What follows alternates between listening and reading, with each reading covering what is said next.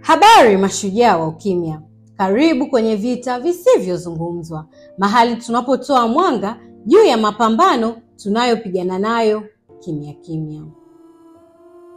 Kupoteza kazi sio tu kupoteza mshahara. Mara nyingine unahisi kama kupoteza utambulisho wako, uthabiti na hata heshima yako.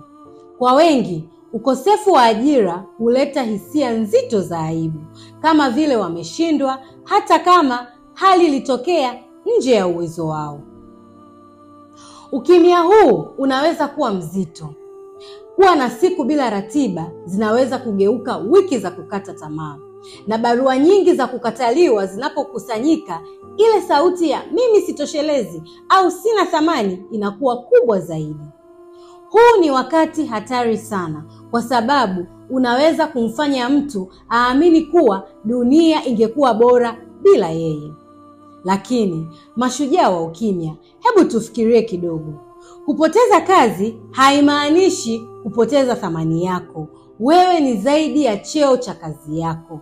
Ukosefu wa ajira ni msimu, si hukumu ya maisha. Ni sawa kuhisi uzito wa kukatishwa tamaa, lakini pia ni sawa kuomba msaada.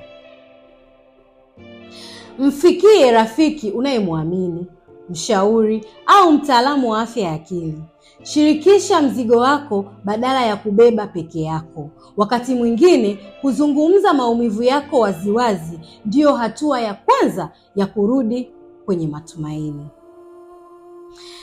Na kama unamjua mtu asiye na ajira, kumbuka kumuuliza swali dogo tu la hali yake ikoje, kusikiliza kwa makini au hata kumbusho la nguvu alizonazo linaweza kubadilisha hali kutoka kukata tamaa kwenda kwenye uvumilivu.